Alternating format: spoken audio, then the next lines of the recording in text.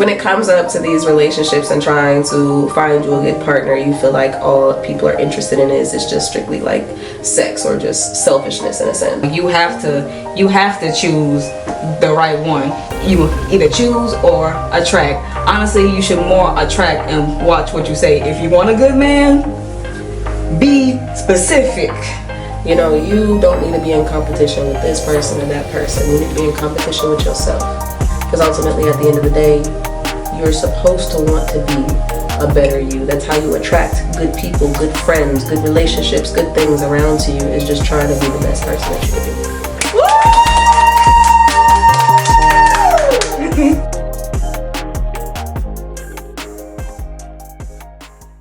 It's Red. It's Tay. How y'all doing today? And today is a time with Red and Tay. Let's get into some things, y'all. We have like so many great topics today. I'm talking about relationships, accountability, friendships, cheating, single life, marriage, like everything across the board. Oh yeah, it's about to get deep. It's about to get real deep. Okay, Come real on. deep. Let's get into it, baby. Come on, let's talk about it. Come on. Alright, so I myself, I'm a married woman. You're a single woman, and in this world, it's real hard to navigate in these streets, you know? So I just want to know, how is it as a single woman when it comes up to forming relationships?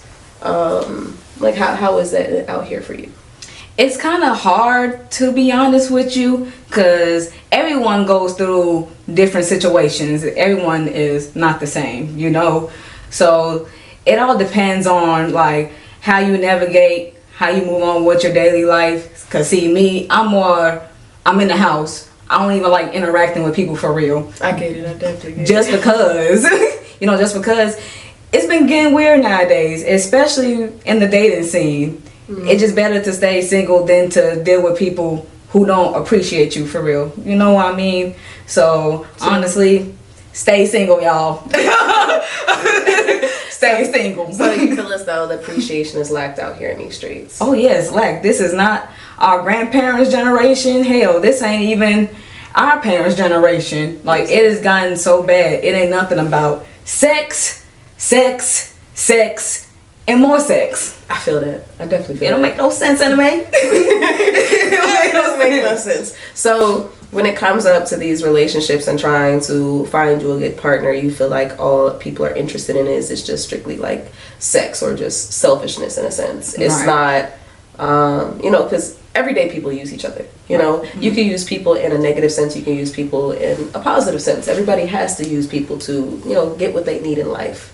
But you feel as though it's really just mainly pointed into that negative direction. Right. Then just like, it's a lot of sensitive people nowadays in the world. Nowadays, the man wants to be courted. The man wants flowers. You know, like, they want to be taken on the extravagant trips, and it's like it's not wrong. It's nothing wrong with spoiling a man, right? But it needs to be on an equal plane. Exactly. Everybody needs to be able to feel loved and appreciated, and the men like that too. And I'm not saying to go out there and get your man flowers, because I know if I try to give my husband flowers, my man will look at me like I'm crazy. My man's just happy with some. I'm not going to advertise them, but the little building blocks. You know what I mean? He like those, and that's the best day for him ever. Right. But I definitely get it. I've been in relationships to where, before I got married, there was men that, kind of depended on me to be the man. It seems like the roles are now reversed. Right. The man wants you to be the provider. The man wants you to cook, clean, technically be his mama, in a sense. You ain't lying about that. And it's nothing wrong with having that, like, motherly tone, in a sense, in your relationship. Because, a lot of us as females look for a man, we call them daddy, And some of these men be healing our inner child, our inner girl. And I know men, somewhat vice versa, feel that as well, but it comes to a certain extent. It goes to a certain stopping block. Exactly. Like you have to choose the right one. You either choose or attract. Honestly, you should more attract and watch what you say. If you want a good man, be specific. Not only that, carry yourself in a way. You know, if you're carrying yourself in certain ways and you keep saying that you keep attracting this same man, it's something about you that needs to change. You know, and there's nothing wrong with it. You can be the greatest girl out there. You can be a really, really good girl, but you keep attracting these bad guys, you know, these ain't-ish type of guys. And it's just, baby, it's something within you. It could be you just being too good in this direction in a sense, and men see that and they see that light and they want that. And you just have to like step back and realize, okay, what am I doing that makes them think that this is okay? What am I doing that's attracting these type of men when I'm really trying to attract that? Or sometimes what you're attracted to is not what you actually deserve. Right. You know, so that's definitely a major thing. Or, you know, a lot of females, they attract a lot of cheating men. So the main thing is, a lot of people, especially, it goes for anybody, honestly, is start your healing process. That's major. Yes. Start your healing process, because you can be ready to hop into the next relationship, marriage, anything, but if you're not healed and not complete, like, I'm not gonna say completely happy with yourself, but if you're not content and happy with yourself, I love you. Exactly. How you gonna love anybody else? You can't. Not at all, baby. You can't at all. So focus on your healing.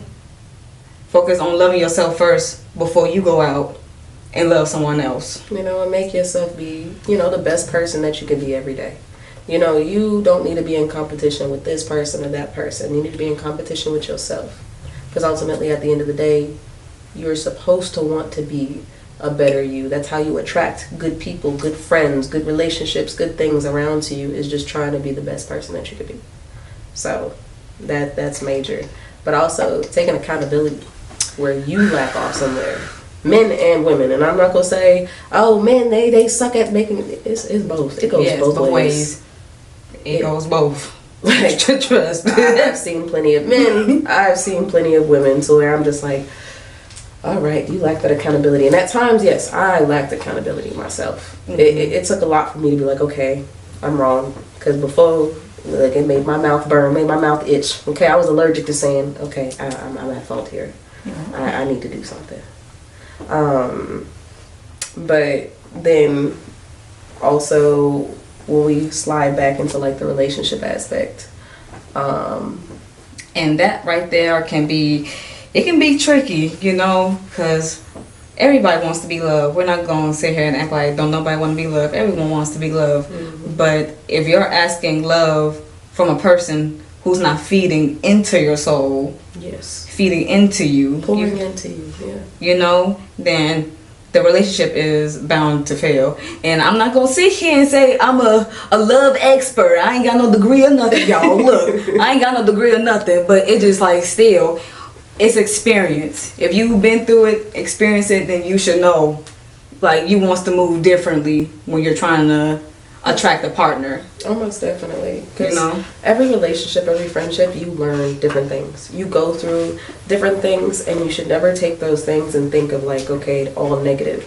You should go back and realize what is like what you learned in that. Some of these relationships, you need to realize when to let go, because they taught you certain things for your next journey and your next relationship in life. I see a lot of women that hold on to a man that's not going to change. They hold on to a man who's clearly telling you, I'm not going to change the way that I am. I'm going to be just this.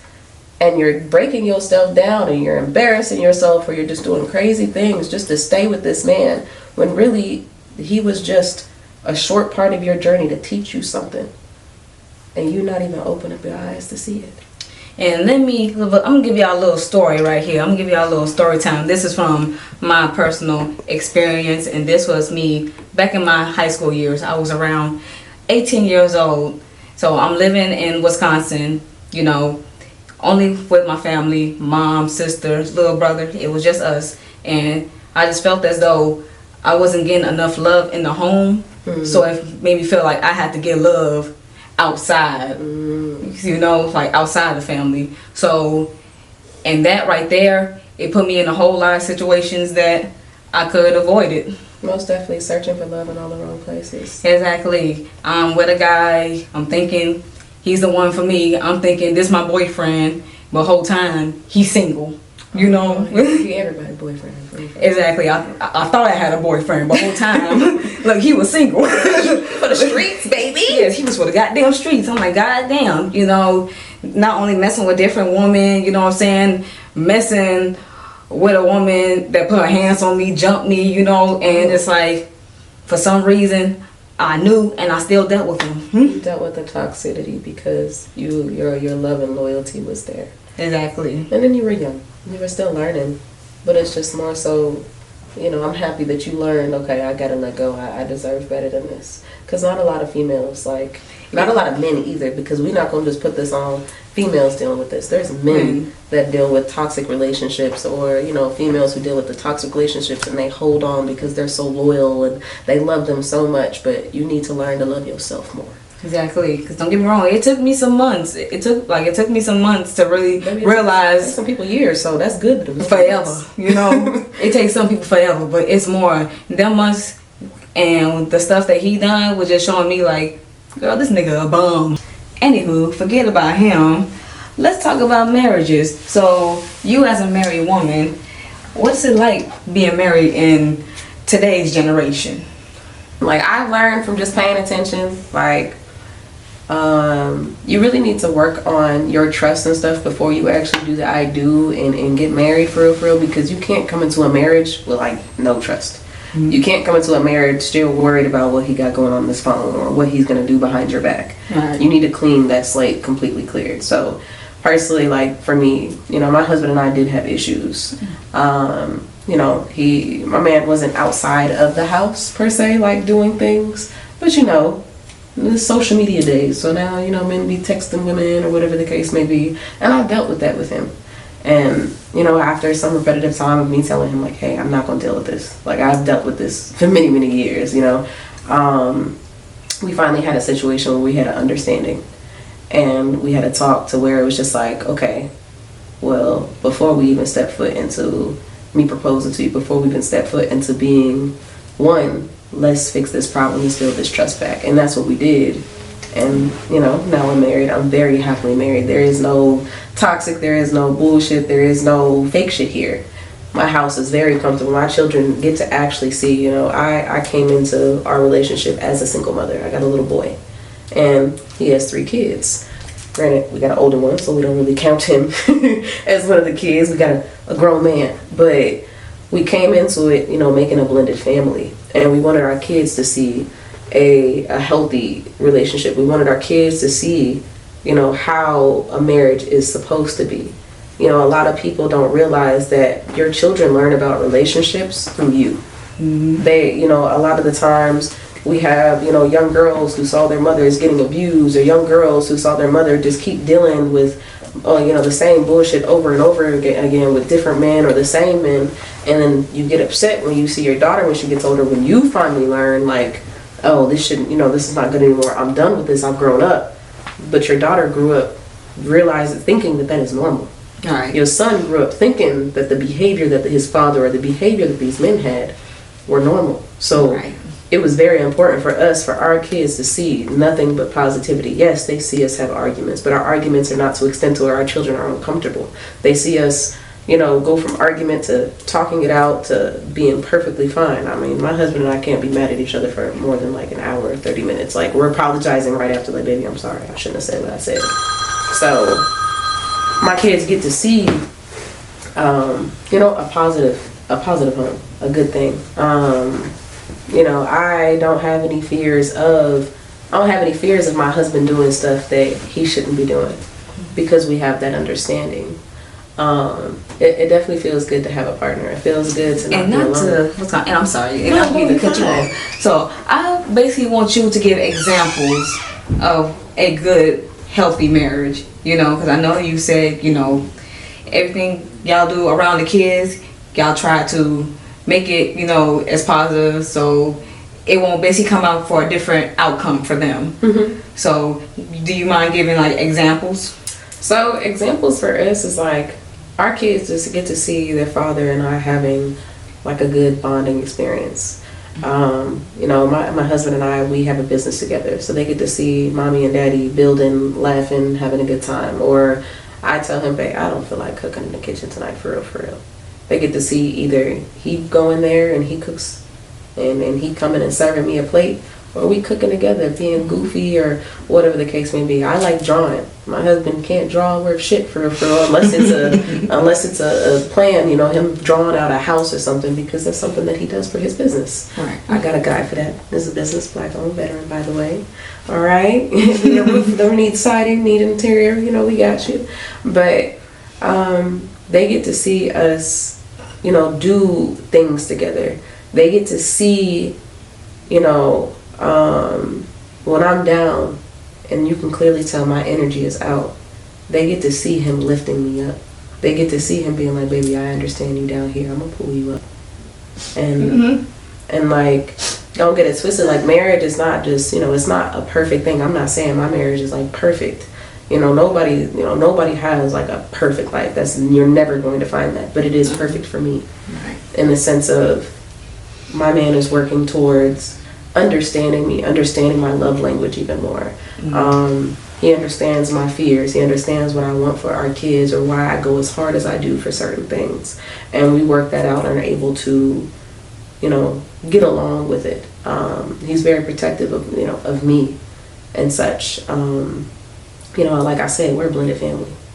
Having a blended family, having a baby mama, baby daddy, that stuff ain't easy. It's not. It doesn't matter if you girlfriend, boyfriend, married, the husband, it's still kind of difficult to manage, you know. But he and I've been able to be on the same accord and the same team, to where we don't have that issue over here with the baby daddy drama. I mean, we don't exactly have that issue over there on his end on baby mama drama, but we do have certain, you know, touchy topics or touchy situations, but he respects, you know, but he respects and loves me enough to be able to explain why he does what he does, or why things are done a certain way. So I'm able to understand them and not, you know, feel spiteful or feel any type of way. It's definitely I bring you comfort, you bring me comfort. And my kids see that every day. So, you know, I really want to say, for me, like, marriage has been amazing for me. Because I was that girl single. I was that girl that was lost. I was that girl who didn't have love in the home. And I was searching for love in all the wrong places. I, you know, was trying to fill up that gap that I had from, you know, I was raised by my father, but my father was a military man. You know, he wasn't always there, but he was there in a sense. And I was searching for a daddy in certain men, you know, to fill in that void and to heal that little girl. And I can honestly say, since being married to my husband, he has definitely been able to heal a lot of those broken little girl moments for me. And he also heals it with me watching him be a father to our children. Just the things that I didn't get as a little girl, I see my daughters get it. Yeah, you know, in the beginning I was low-key jealous. I was like, damn, I ain't got a daddy like that. But I do. It's my husband. He's my daddy. Okay. Beautiful, guys. Beautiful. Most definitely. And like, you know, I definitely, like, dating, you know, before we got married, dating him while we were hustling, in a sense, like, while we were trying to build up, while we were, you know, we haven't always had like the money that we have now. We definitely had to go to food pantries and stuff like that, but us having the same mindset to be like, okay, this is where we want to be. This is where we want our kids. We making a trust, you know, a family trust and stuff like that. So our kids are never going to have to worry about, you know, being poor for real. But us being on the same page of like, okay, we finna hustle, we finna do this, we finna do that, we finna go through the ruts together, but we gonna figure this out. And, you know, some people, when they're in relationships and they dealing with that, like, that low in life with somebody, you can truly tell if that person is your person or not on how you and them both are able to execute it when it comes up to struggling and hustling. You can see where that person, they get angry and they throw that anger on you, or they not angry with you at all. It works and you guys just figure it out and you guys are still at peace even when y'all have nothing. It feels like you guys have the whole world while y'all really don't have shit. So for me, that was great, because I've been in many situations to where I've been in a, like, low life situation, and these men truly showed me like, oh yeah, y'all cracking under pressure. Like, y'all really don't understand where I'm trying to go, and your kids got to see that.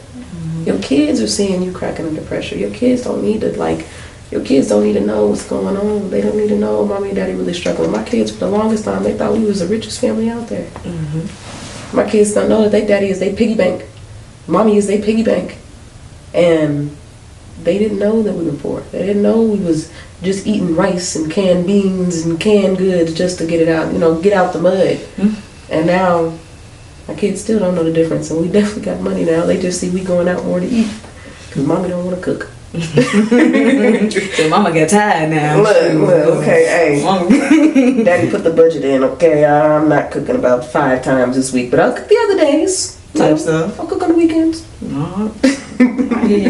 I hear you. So another question I have for you is the toxic side of marriage. Like, everybody, like I say, everybody goes through their ups and downs. But what is something that you've seen that's just like unacceptable for, marriage? Your kids should never see a man put his hands on you. Little boy or little girl, period. The little boy is gonna grow up thinking that shit's okay. The little girl is gonna grow up thinking it's okay for a man to put his hands on you. And that really damages a child as much as you think, oh, they're young, they're not gonna remember it. Shit. That puts anger issues in the kids. That makes little girls like just start gravitating towards toxic men and stuff like that. And they gonna see it as, well, my mommy and daddy did it. It's normal, And that's not something that you want. Also, when it comes up to like cheating, one, you probably went into that marriage or whatever, and you thought that marriage, putting a ring on your finger, was gonna just make everything be, oh, everything is great, everything's normal, everything's good. He gonna stop doing what he's doing. A ring is not gonna change nothing. A ring, a title, a baby, none of that is going to change anything. You have to work on that before you get into that situation. You have to really sit down and like fight your demons together and realize, are you guys both going to the same finish line or are you not? So it's very important for you guys to like not let your kids see stuff, or not. If I get off the kid topic and just back on the marriage part, you should never bring another person into your marriage, into your bed. You guys are married as one. There should never be another person coming in unless you guys are open with a polyamorous relationship, which I personally, baby, I'm a selfish, territorial type woman, okay? I don't want nobody in my stuff, baby. I will snatch you. Okay? Grit right. Look, I might agree with it just so I can beat your ass, okay? But look, I'm gonna play it off. Look, play it off, let you come to the room. Oh yeah, we finna get it. Okay, I'm finna beat your ass now. But nobody else should be coming into your relationship. Not a family member, not a friend, not no other female, not no other man. It solely should be you. I'm very big on like energy and stuff like that, and all these other energies coming into your relationship really affect like a really big impact on that. So, for me, like all those things when it comes up to toxicity and cheating and stuff like that, if your man, even if you're married to him, you can try to stay for as long as you can and try to get through that hump of him cheating. But after a certain amount of time, that man telling you he's not going to change, you have to, realize it's okay to let go. I've seen my father get married twice, and it did not work out for him. And he learned like, okay, I got to let go. I got to do what's best for my children. My husband, I'm the second person he's married to, and he himself had to realize, okay, this is not good for my kids, regardless of me wanting my kids to have, a one family home. He had to realize, okay, this is not going to work. I need to find something better for them, even if it is a blended family, even if it is somebody else coming in. The kids need to see their parents being loved, their parents being respected, and their parents having a partner, because that really does build your kids up. I've seen so many situations to where, like, the kids see their parents in a positive light. And yes, there's always that. A kid can be in the most perfect home, and you can have 3 kids, and 2 of the kids perfectly fine, and that one kid just went down that path of like, where the hell did this come from? But for you to at least try to make sure the good majority of all your kids have a positive outlook on it, you have to be the best you can for them. You gotta be the best you can, relationship wise, friendship wise, everything, because your kids are learning from you. You know, and I feel as though a lot of stems of it from generational curses, which we'll talk about another time. yes, most definitely. We'll talk about another time. But it all like we said, it's more of like growing up and you're dealing with your own trauma, and when you have kids, you know, sometimes you're not even knowing that you're like passing down. Yes. That's that you have to have that major realization on what was good growing up and what's not. One thing that like made me realize certain things that were good and bad in my childhood is me just having talks with certain, like, some of my friends, and like the friends to where like you're like, okay, I wish I had a family like that. Now let me tell you what happened to me growing up. Tell me what happened to you growing up. And I have friends telling me, well, that was really like, bro, that was okay abusive. That was really toxic. And I'm like, damn, I thought that was normal. You're saying you never know what people going through for real. You know, but it was just more so, remember when I go back on the fact of like, the way your kids grow up thinking that stuff is normal because you installed that into them. Technically, you programmed your kid, right? And so as adults, we kind of have to like rewire our brain and like kind of brainwash ourselves in a sense to realize that certain stuff wasn't good and certain stuff is good. So for me, I got a mixed emotions of certain things that I grew up into was great, and certain things that I had going on was really, really bad. And I didn't want to have that repeated because as an adult, I felt certain ways about things. I'm damaged in certain ways, and I didn't want my kids or my child to feel the way that I felt growing up, or the way that I feel as an adult searching for certain things. So my mission, you know, being a mother, I didn't have a mom. I grew up without a mother. So for me, I was scared of being a mom because I was like, I don't have an example. I don't have a mom. Like, yeah, my dad had girlfriends, my dad had wives, but they weren't good people in my life. So it was on me having to look around and figure out what are women that I think are positive women. What are women where I'm like, ooh, okay, I want my kid to have something like that. And so I took all those negatives out, but sometimes I still fall into that negative sense because it's still in me. It was bred in me for a long time, but you gotta work on reprogramming your brain, and that's why I say you're in competition with yourself every day. You're in competition of making yourself a new you, a better you every single day. Fuck everybody else. You're not in competition with her. Don't matter what's in her bag. It don't matter what's in her house. Don't matter what's in her bed. None of that. You're in competition with you. Especially if you have kids, you gotta show them. Preach up. Preach. Come on, man. You know, so, you know, that's why, you know, we go on to this stuff about like, I see certain females, and I see certain men, and I've had men that I've dated to where they have daughters, or they want to have daughters, right? And I've had to ask them the question like, would you want your daughter to be with a man like you? Or especially abusive men. Would you want your daughter to be with a man like you? And I've Let's talk that tea. You know, let's talk it. Let's talk it, okay? But I've had some toxic men that be like, well, if they did the stuff that you did, then they deserved it. No woman deserves certain stuff. No man deserves certain stuff. Right. I've had other men that's kind of broke down and been like, technical difficulties. But I've had, you know, certain men that's kind of broke down and been like, dang, I didn't even kind of think of it in that way. Because growing up, girls, or even men, they look for partners that remind them of their parents, that remind them of home. Certain, you know, my daddy, he's a black man and he's tall, so I like tall black men, and I like them to be disciplined and stuff like that, you know what I mean? So I looked for certain stuff, but there were certain things in my father that was toxic and not good that I had to erase and be like, okay, I like this part of you, but I need this part, you know? And you know, same for these young kids and stuff like that, or these people. You gotta realize your kids looking up, looking at y'all major. And even if it's not your kids, it's your nieces, it's your nephews. We have social media going on right now. People back and forth. We got the Blueface, we got the Krishan Rock, and all these young kids is watching this toxic stuff going on and thinking, oh, it's normal, it's cool. Hell no. It's not. So we are, as adults, we are the example, we are the guideline for all of this. And we all have to work on being better. And I'm not saying it's just strictly men's fault. I'm not saying it's just strictly women's fault. It's everybody's fault. Mm-hmm. Nobody want to take accountability for it. Nobody want to change because they think, oh, everything fine, and they want to blame it on their past. You can't blame nothing on your past, your childhood. You're a grown-ass adult. Mm. So either you change or you stay being the person that you are that's just not good. Mm-hmm. So that's how I feel. That was deep, man. It's really deep. That was real deep.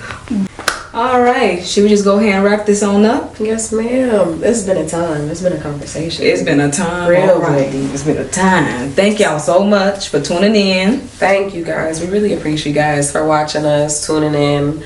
We're about to be on all platforms. YouTube.